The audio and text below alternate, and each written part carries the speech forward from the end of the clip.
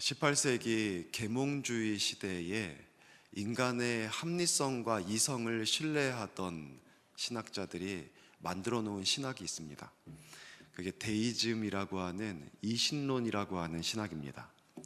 이 이신론이 말하고 있는 주장은 하나님은 계시다, 이것까지는 인정해요. 그리고 하나님께서 이 땅을 창조하신 분이다, 여기까지 그들이 인정합니다. 그리고 하나님이 그 다음에 어떻게 하셨냐면 이 땅이 운행되고 돌아갈 수 있도록 자연 법칙, 일반 법칙을 만들어 두시고 하나님은 더 이상 역사에 개입하지 않는 분이다 라고 얘기합니다. 하나님은 하늘로 올라가서 보좌에 앉으셔서 하나님이 이 땅에 전혀 관여하지 않고 우리의 삶에 전혀 관여하지 않고 그냥 인간에게 모든 책임 다 넘기고 하나님은 그냥 하늘에 계신 분이다, 이렇게 얘기하는 이 이단입니다. 이단, 신학 이단이 데이즘이라고 합니다. 여러분, 정말 그렇습니까? 우리는 이 신학이 틀렸다는 것을 잘 알고 있습니다. 하나님은 물론 자연 법칙을 두셨습니다. 그러나 자연 법칙만 두신 것이 아니라 실제 역사의 주관자가 되어 주십니다. 거시적으로 인류 역사를 하나님이 친히 이끌어 오셨고 또 우리 개개인의 삶을 마치 현미경으로 들여다보듯이 세밀하게 관찰하시고 필요를 채워주시고 개입하셔서 역사해 주시는 분이 우리 하나님이십니다. 하나님은 우리 삶을 관여하십니다. 우리를 다스리십니다. 우리와 함께 해주시고 우리가 하는 일을 더불어 협력해 주시고 또 하나님의 사역이 우리를 동역자로 불러주셔서 함께 하시는 분이 하나님입니다. 하나님은 매일의 우리의 삶의 걸음을 친히 인도해 주시는 분이십니다. 우리를 도우시고 우리에게 힘 주시고 우리에게 능력 주시고 우리 위해서 역사해 주시는 분입니다. 우리는 그 하나님의 은혜의 역사를 순간순간 경험하며 살아가는 사람들입니다. 이 모든 것들을 통틀어 섭리라고 얘기를 합니다. 일반 법칙, 그리고 하나님의 통치와 다스리심, 하나님의 개입, 하나님의 우리와 협력, 하나님의 인도, 이러한 것들을 섭리라고 얘기합니다. 하나님은 우리 삶에 들어오셔서 섭리하며 인도하시는 분이십니다. 하이델베르그 교리문답에 보면은 섭리에 대해서 이렇게 정의를 내립니다. 섭리란 하나님의 전능하시고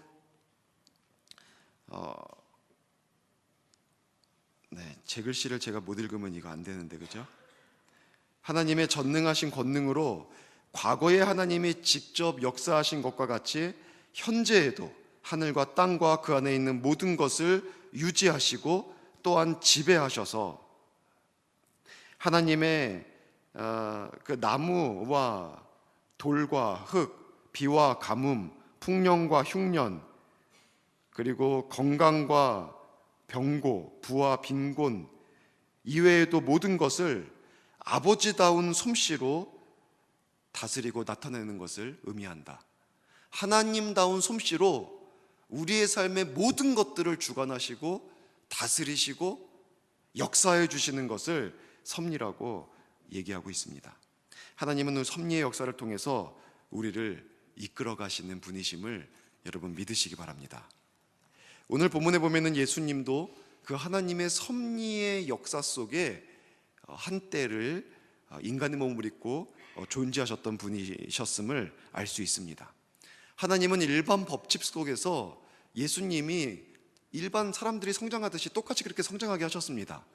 키가 자라감에 따라 지혜가 함께 자라가게 하셨고 또한 하나님을 아는 지식도 이 말씀을 통해서 이제 커가게 하셨고 성장하시면서 활발하고 능력 있게 일할 수 있게 하셨습니다. 하나님은 일반 법칙을 통해서 예수님의 속에서 역사에 오셨습니다. 그리고 또한 때가 되어서 하나님은 세례 요한과 협력하여서 예수님을 공식적으로 하나님의 아들 되심을 공표하셨습니다. 우리와 함께 협력하시는 것도 하나님의 섭리예요. 그리고 바로 그 순간 성령을 보내셔서 이제 구체적으로 이끌어가는 이 인도하심까지 보이셨습니다. 이것도 다 섭리입니다. 하나님의 주권적인 통치 아래 모든 것들이 이루어지게 섭리하시고 인도하셨던 것입니다. 하나님은 이처럼 아버지다운 솜씨로 우리 각자의 삶도 이제까지 개입하시고 간섭하셔서 이끌어 오신 것입니다. 여러분, 우리는 이것을 진실로 깨달을 수 있어야 됩니다. 우리는 하나님의 섭리 아래 거해 살아가고 있는 사람입니다. 하나님의 주권이 미치지 않은 영역이 없고 하나님의 그 다스리시지 않는 영역이 없습니다. 하나님은 통치하고 협력하고 자연법칙으로 운행하시고 개개인의 삶에 친히 들어와 간섭하시면서 인도해 가시는 그런 분이신 겁니다. 보이지 않는 힘이 우리를 돕고 있습니다. 그래서 우리는 어떤 상황 속에서도 소망이 있는 삶을 살아가는 그런 존재들입니다. 우리에게 필요한 것은 그것을 인정하는 것이고 그리고 고백하는 겁니다.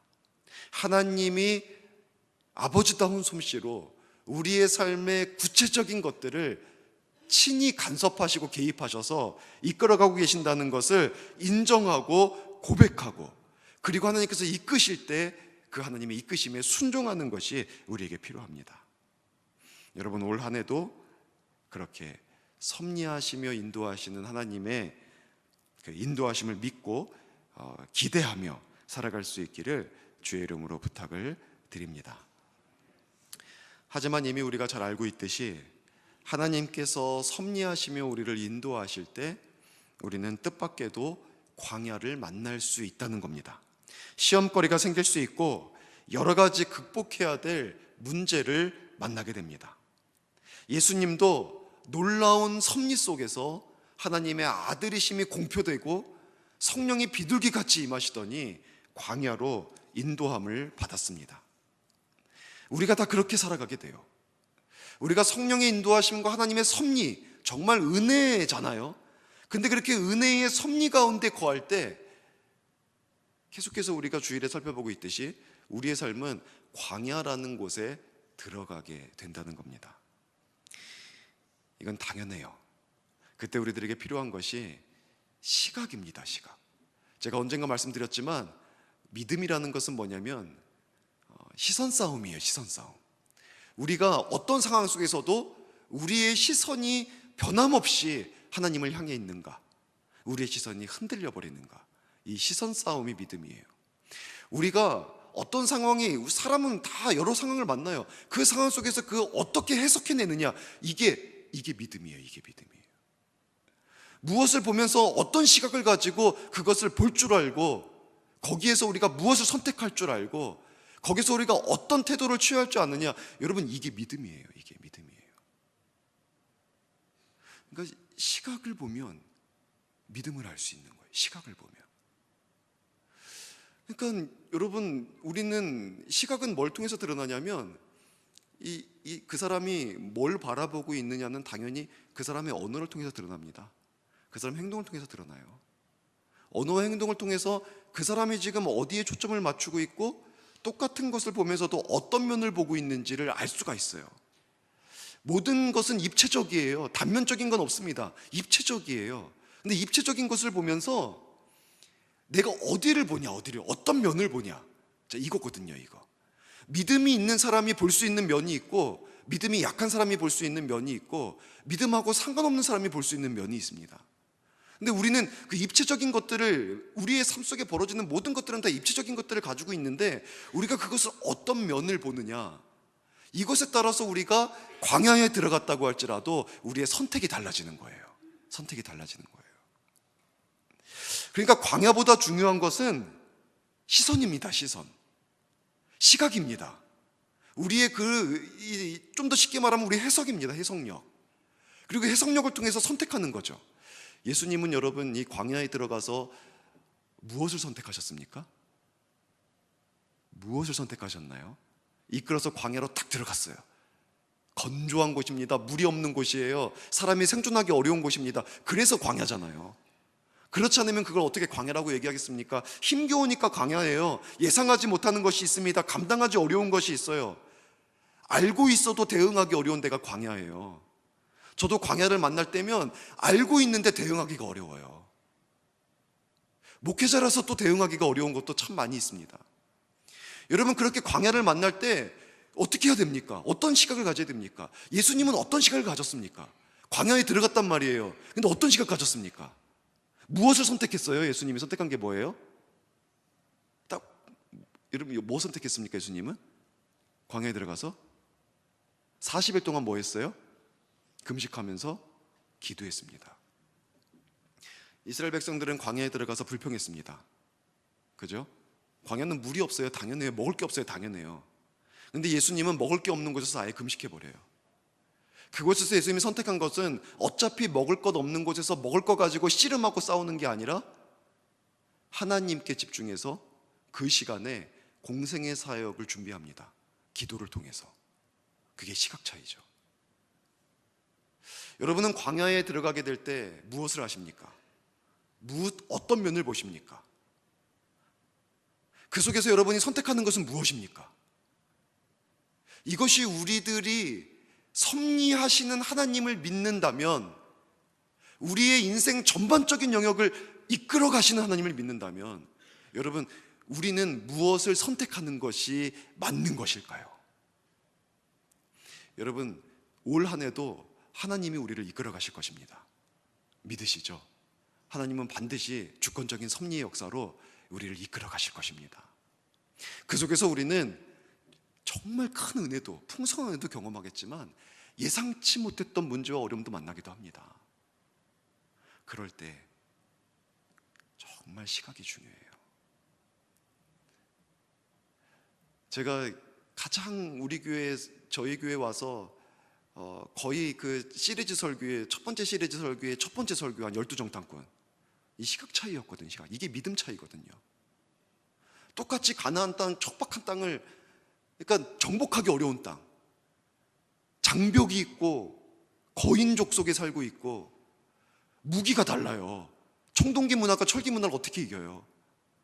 그런 곳을 바라보면서 분명히 인간의 시각으로 볼 때 이거는 문제예요, 문제. 근데 똑같이 그것을 봤지만 시선이 거기에 머물러 있지 않은 사람과 거기에 딱 머물러 있는 사람과는 결과가 달라버리는, 선택이 달랐고 결과가 달라버려요. 불평했고 감사했습니다. 사람들을 불평하면서 동조했고, 여러 사람, 그 10명의 정탐꾼 때문에 이스라엘 성인 전체가 다 10명의 말에 다 휩싸였어요. 2명의 믿음의 사람의 말을 듣질 않습니다. 사람은 긍정적인 언어보다 부정적인 언어의 영향력을 많이 받습니다. 참 이상하죠? 그러니까 어떤 사람에 대해서 이분은 정말 좋은 분이야. 그래, 맞아, 저분 좋아. 근데 저분 진짜 이상한 사람이야 라고 하면은 그래, 저 사람 정말 이상해라고 끝나지 않습니다. 뭐가 이상한데? 왜 이상한데? 어쩐지 내가 저 사람 처음 볼 때부터 알았어. 원래 그런 사람인 걸 내가 알았어. 참 이상하죠? 좋은 얘기하면은 잘 안 듣습니다. 그리고 금방 잊어버려요. 근데 나쁜 얘기하면은 그렇게 귀가 솔깃합니다. 귀가 막 늘어나요. 그리고 그것을 정말 그렇게 듣길 좋아하고, 99가지의 장점이 있어도 99가지의 장점 때문에 그 사람을 좋다고 얘기하지 않고 한 가지의 연약함 때문에 그 사람을 문제 삼습니다. 그게 인간이에요. 여러분, 우리가 근데 그 인간의 본성을 당연하게 보지 말고 우리들이 정말 섭리하신 하나님을 믿는다면 그 속에서 우리가 바라봐야 될 것이 무엇이고, 그 속에서 우리가 선택해야 될 것이 무엇이고, 그 속에서 우리가 나아가야 될 방향이 무엇인지, 그것을 다시 한번 깊이 생각할 수 있어야 합니다. 예수님은 광야로 들어가셔서 금식을 선택하셨습니다. 하나님과의 교제를 선택하셨습니다. 인생 전체를 이끌어 가시는 분이 하나님이신 것을 너무나 분명하고 확실하게 알고 있고, 또 예수님 자체도 하나님이셨기 때문에 예수님은 그 가운데 우리들에게 광야에서 무엇을 해야 되는지를 보여주고 계신 것입니다. 여러분, 인생의 광야를 만나실 때 섭리주의 인도를 따라 좋은 때도 있지만 어려운 때도 만날 때, 기쁠 때도 있지만 힘겨운 슬픔의 그 문제를 만날 때에도, 관계의 형통도 있고 그 속에서 축복도 있지만 관계의 갈등도 있고 어려움도 있을 때에도 우리는 예수님처럼 섭리주 하나님에 대한 시각을 고정하고, 기도해야 된다면 기도하시고, 말씀 붙잡아야 된다면 말씀 붙잡으시고, 우리가 사랑해야 될 사람이 있다면 품으시고, 하나님의 뜻을 이루며 살아가는 그런 삶을 살아가시기 바랍니다. 아시잖아요. 하나님은 선하시고 하나님은 모든 일을 합력해서 선을 이루시는 분이시다. 우리가 그걸 믿는다면 우리는 선을 선택해야 된다. 그게 믿음의 사람이에요. 그게 믿음의 사람이에요. 하나님을 믿는다는 것을 무엇을 통해서 드러낼 것입니까? 어디를 통해서 우리가 믿음의 사람이라는 것을 과연 내가 말할 수 있겠습니까? 그것은 내 시선이에요.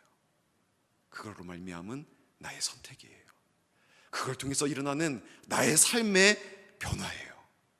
그것이 섭리주 하나님을 믿는 우리의 발걸음이어야 합니다. 하나님은 올 한 해도 우리를 인도해 주실 것입니다. 하나님께서 어디로 우리를 인도하시든지 하나님께 시선을 고정하시고 하나님의 말씀의 근거에서 모든 것들을 해석하시고 믿음의 길을 걸어갈 수 있게 바랍니다. 그러면 하나님께서 오늘 그리고 올 한 해도 다스리시고 우리와 협력하시고 일반 은총과 특별 은총으로 우리 가운데 역사를 베풀어 주시고 우리를 믿음의 여정을 넘어지지 않고 주의 뒤를 쫓아 걸어가게 하실 것입니다. 인도, 섭리하시는 주님을 따를 수 있는 저와 여러분 될 수 있기를 주의 이름으로 간절히 축원합니다.